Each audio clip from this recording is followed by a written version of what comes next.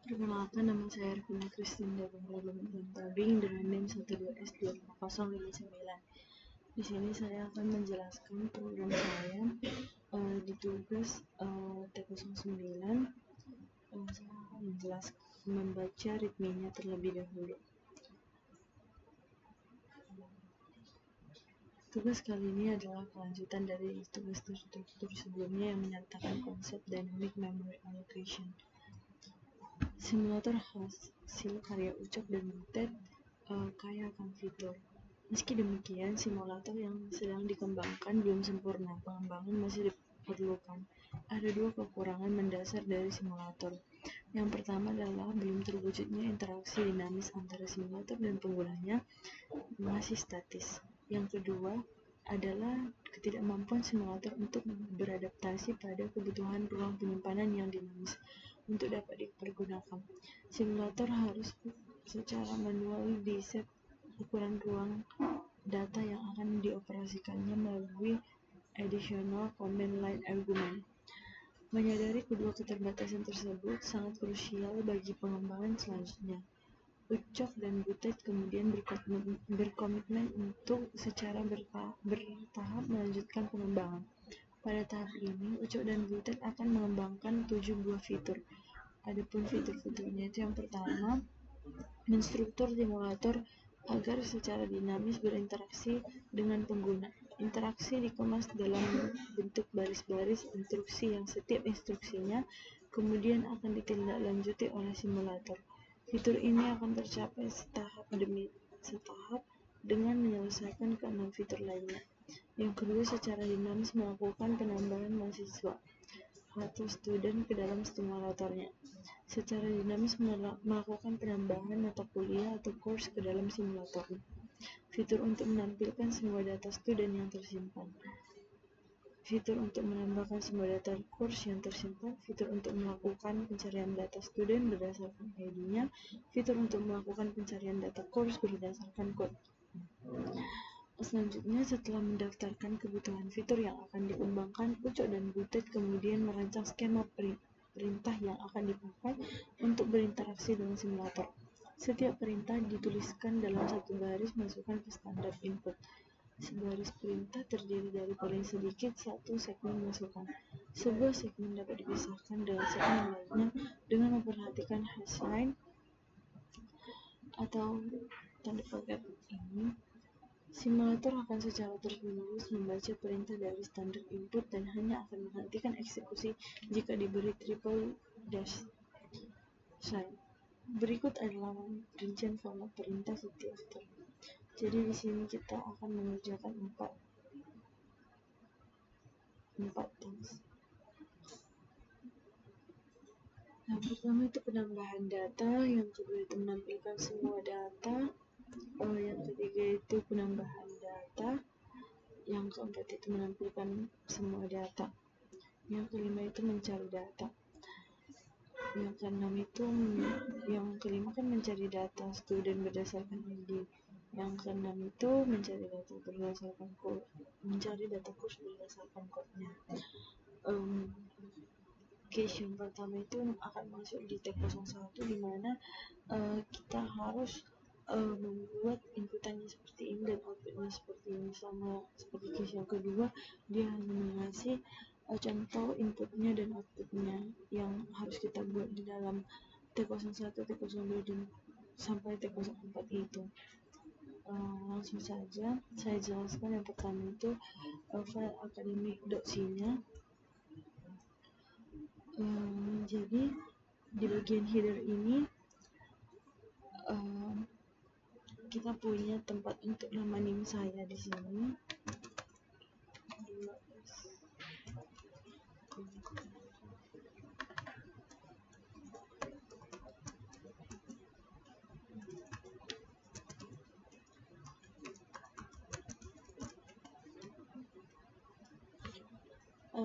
Lanjutnya di sini saya juga membuat beberapa pustaka atau library standar. Yang pertama stdio.hini untuk input outputnya, stdlibrary.hini untuk fungsi umum, dan string.h itu untuk manipulasi string seperti string copy dan string cmp. Kemudian di sini include academy.h-nya ini supaya nanti dari dalam program-program ini bisa dipanggil fungsi-fungsi yang udah dibuat sebelumnya di academy.h-nya ini. Lanjut di baris selanjutnya ini kita punya fungsi grade to text. Fungsi ini mengubah nilai bertipe random menjadi string x. Yang ini adalah fungsi grade to text. Ini itu satu fungsi. Jadi ini tuh untuk dia tuh mulai dari baris ini tuh dia menggunakan switch catch untuk mengecek isi variabel grade-nya. Jika nilai grade-nya itu A, ia akan mengembalikan stringnya itu ke A. Jika grade-nya AB, maka mengembalikannya ke string AB dan seterusnya. Tapi jika nggak cocok yang dimasukkan itu atau tidak ada di dalam grade ini yang dimasukkannya, maka dia akan mengembalikannya ke non. Jadi kan ini pokoknya apa yang dimasukkan dia, jika sesuai dengan grade-grade yang udah ditentukan ini, maka dia akan mengembalikannya ke dalam returnnya yang ini. Selanjutnya di sini kita punya fungsi calculate performance. Fungsi ini menghitung nilai performa atau angka kualitasnya untuk suatu mata kuliah. Seperti yang di baris 32 ini, dia akan menerima inputan grade dan jumlah SKS-nya di sini. Dia akan menerima jumlah inputnya, kemudian dia akan mengonversi random grade ke bobot angka. Jadi caranya itu kayak si A ini punya bobot angkanya itu 4,0 dan seterusnya ini.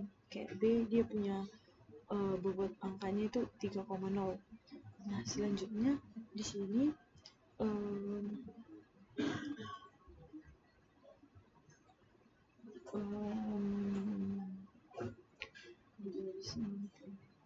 ini dia akan mengalihkan bobot angkanya, dikalikanlah si bobot angkanya ini ke SKS-nya, value dikali kredit atau bobot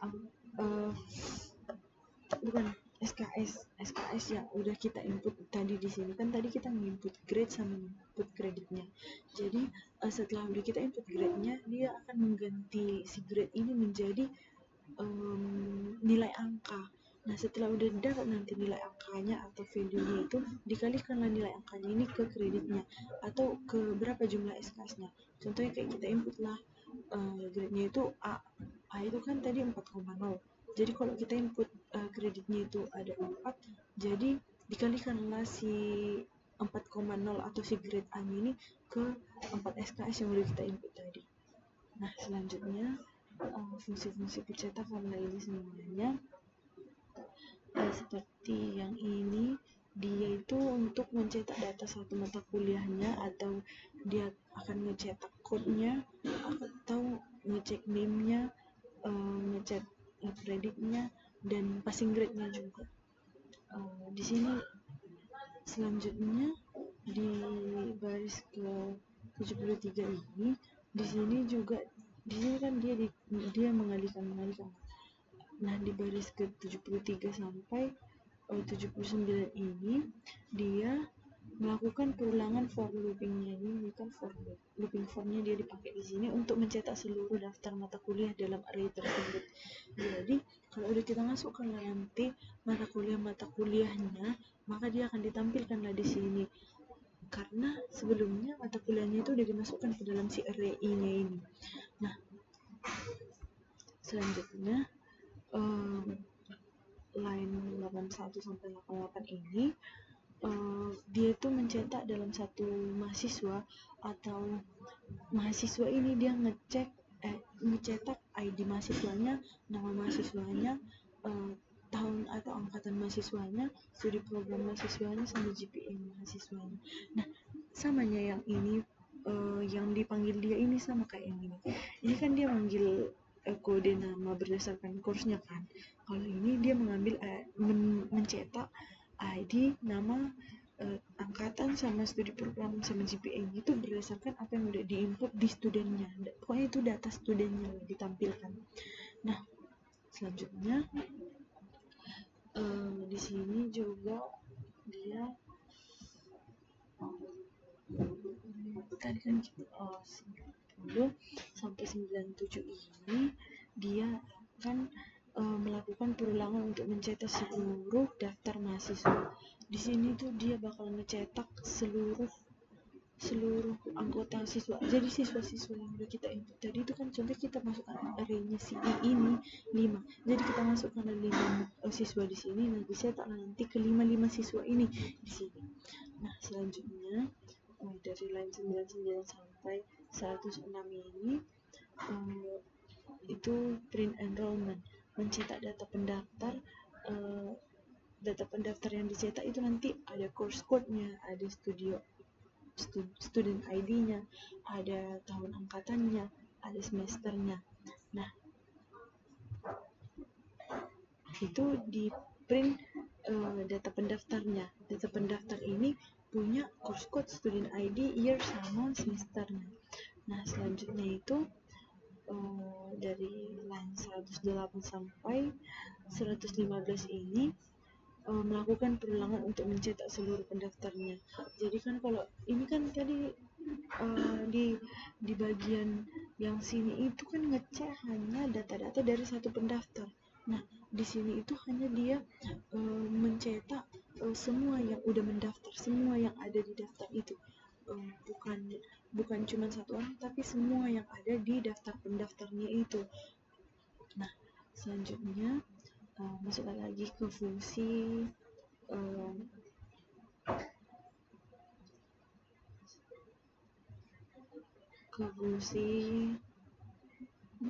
create course. Fungsi constructor like. Fungsi ini mengisi data ke dalam struct baru. Jadi mulai dari baris 117 sampai 127 ini kita akan membuat struct course underscore t untuk menyalin string input ke dalam struct menggunakan string copy yang ini, string copy, dan dikembalikannya ke si course underscore t nya ini. Nah, selanjutnya dari baris 129 sampai 140 ini ini juga hampir sama kayak di atasnya itu, dia mau mengisi data ke dalam struct baru. Nah, yang kedua ya tadi kan itu mau dimasukkan ke struct course underscore t nya kan. Nah, sekarang dia mau dimasukkan ke struct student underscore t std. Nah, di sini dia akan membuat struct student underscore t. Di sini juga dia udah GPA-nya itu udah diinisialisasi menjadi 0,0.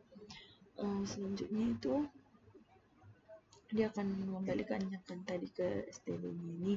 Nah, kemudian dari 142 sampai 153 ini dia akan membuat struct enrollment.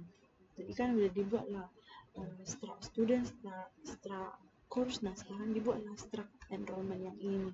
Dibuatlah struct enrollment di baris 151 inilah dia ditetapkan nilai awal si course itu sebagai grade non. Di sini di dikasih nilai awalnya. Nah, selanjutnya dikembalikan nanti dia ke enrollment ini. Kemudian masuklah kita ke fungsi logika utamanya, itu calculate GPA. Jadi nanti dia di sini akan menerima pointer ke mahasiswa dan array pendaftar ini.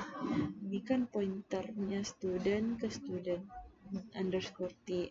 Nah, di sini juga si enrollment ini kita pointer juga.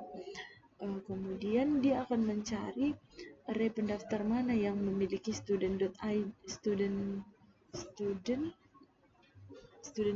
yang sama dengan mahasiswa tersebut. Di sinilah dicarilah dia yang sama. Kemudian jika cocok, hitung performanya.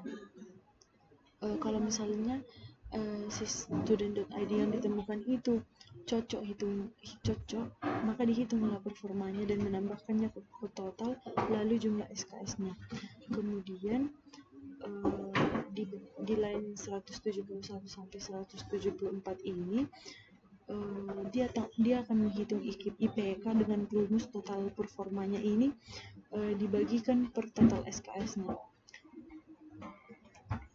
Dan selanjutnya dia akan menyimpan langsung ke dalam strak mahasiswa melalui pointer yang ini. Pointernya. Kalau dia dapat nanti hasilnya langsung dimasukkanlah ke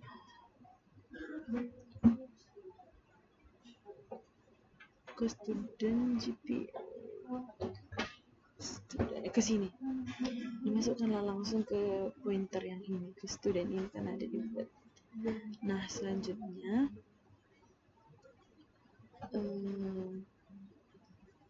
di sini di set enrollment ini dia akan mencari pendaftar yang spesifik berdasarkan kombinasi kode mata kuliah dan ID mahasiswanya. Kemudian jika menemukan, dia akan mengubah nilai grade pada data pendaftar tersebut. Kemudian kita masuk ke fungsi search.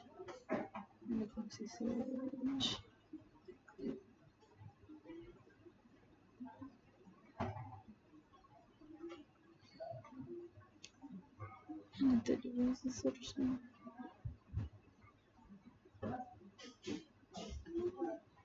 Nah ini fungsi search-nya itu find student by.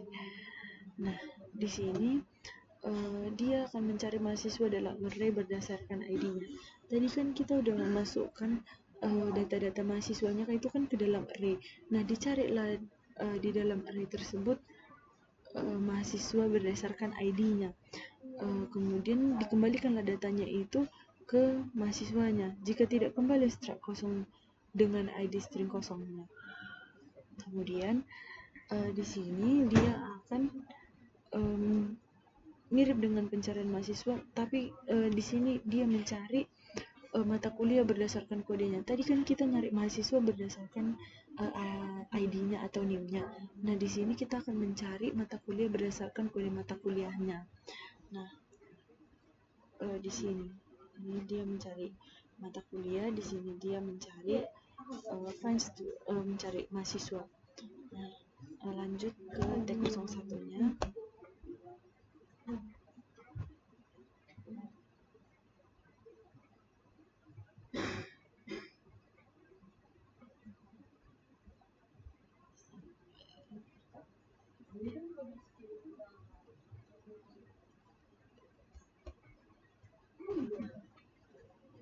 Nah, di tugas T01 ini fokus di manajemen mahasiswa. Program ini hanya menangani data mahasiswa secara dinamis. Di sini kita pakai Realog yang udah diajarin di materi sebelumnya. Realog ini mana Realog? Oke. Realog ini bagian penting. Program memulai dengan student null-nya, student sama dengan 0. Setiap kali ada perintah create student, ukuran memori ditambah size atau size plus agar bisa menampung satu mahasiswa baru tanpa membuang data lama. Kemudian string token ini berfungsi untuk memecah input teks berdasarkan karakternya. Contohnya kayak create student, dimasukkanlah nanti karakter nilainya, kemudian create student dimintalah nanti kita untuk memasukkan ID-nya, memasukkan namanya, memasukkan angkatannya atau tahunnya, lalu memasukkan studi programnya. Setiap kali dimasukkan dia satu data baru, maka akan bertambahlah ukuran memorinya untuk bisa menampung mahasiswa tanpa harus membuang data lama. Jadi kalau contohnya udah ada sebelumnya 2 data di dalam di dalam create student di dalam arraynya ini, maka kalau dia memasukkan instruksi untuk menambahkan mahasiswa baru atau create student baru, nggak perlu lagi dihapus yang lamanya ini, tapi ditambahkanlah di dalamnya itu kayak satu kota baru gitu. Setiap dia menambahkan setiap dia menambahkan satu mahasiswa, maka ditambahkan juga satu slot untuk si mahasiswa baru yang akan datang ini, tanpa harus dihapus yang lama untuk masuk yang baru kayak gitu. Nah, di sini juga ada looping untuk terus meminta inputan sampai penggunanya itu mengetik triple dash. Kemudian memory management di akhir program first student ini dipanggil untuk mencegah kebocoran memori. Langsung saja ke T09 yang selanjutnya. T09 ini menambahkan manajemen mata kuliah. Program ini memperluas T01 dengan menambahkan kemampuan mengelola mata kuliah. Di sini kita menggunakan fungsi parse grade. Di sini fungsi baru untuk mengubah input string seperti A atau B menjadi tipe data enum yang dimengerti oleh sistem. Jadi digantilah si A atau B-nya ini diganti menjadi tipe datanya itu enum supaya bisa dimengerti atau dibaca oleh sistemnya. Kemudian ada dual storage. Dual storage ini sekarang ada 2 pointer di sini. Ada 2 pointer dinamis, satu itu untuk student dan satu untuk course ini. Selanjutnya itu ada atoy di sini.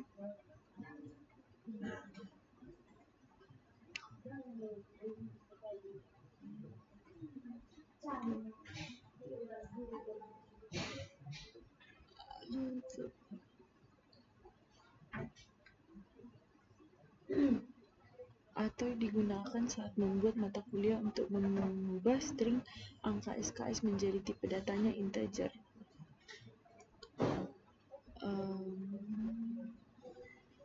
Ini masih sama fungsinya kayak yang ini, yang kredit atau ini digunakan untuk membuat mata kuliah untuk mengubah string angka SKS menjadi tipe data integer. Jadi kalau dimasukkan dalam sebelumnya itu kan si kreditnya nih dia bakal masukin ke SKS-nya itu string, tapi dia diubah supaya pakai integer lah dia jadinya, supaya nggak string lagi. Dan itunya yang penting, atau yang sebelumnya nggak ada di T01 tapi sekarang jadi ada di T02. Selanjutnya yang T03 ini menambahkan fitur pencarian mahasiswa. Program ini memiliki suatu fitur semua fitur T02 ditambah kemampuan mencari data mahasiswa tertentu. Di sini kita akan mencari student berdasarkan ID-nya. Ini kan tadi udah ada sebelumnya di T01 sama di T02. Nah, di sini ditambahkanlah fungsi untuk mencari student berdasarkan ID-nya. Nah, di sini jika perintah ini dipanggil, jika perintah find student by ID ini dipanggil, maka program akan mengambil token ID lalu melakukan perulangan for pada array student. Di sini akan terjadi kondisi pencocokan menggunakan string cmp. Jika ID yang dicari sama dengan student array.id, maka data mahasiswa tersebut dicetak menggunakan fungsi print ID. Jadi kalau misalnya kita udah masukkan NIM contoh 12S25059 itu kita masukkan di sini, maka di perulangan ini akan dicocokkan semua data-data ID yang udah ada di input di student array-nya itu. Kemudian kalau dapat dia yang sama, maka dia akan menampilkan data-data si mahasiswa tadi. Selanjutnya di T04 ini menambahkan fitur pencarian mata kuliah. Nah, setelah tadi kita udah cari mahasiswa berdasarkan ID di T09 bagian keempat ini kita mencari course atau mata kuliah berdasarkan kodenya di sini. Ini kan tadi sebelumnya udah ada di T03. Nah, di T04 ini kita nambahin find course by code-nya.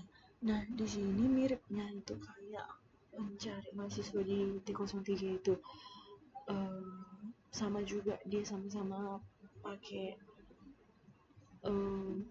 metode pencocokan dan dia akan melihat mencocokkannya dengan data-data yang udah ada di course-nya kayak gitu. Sejauh ini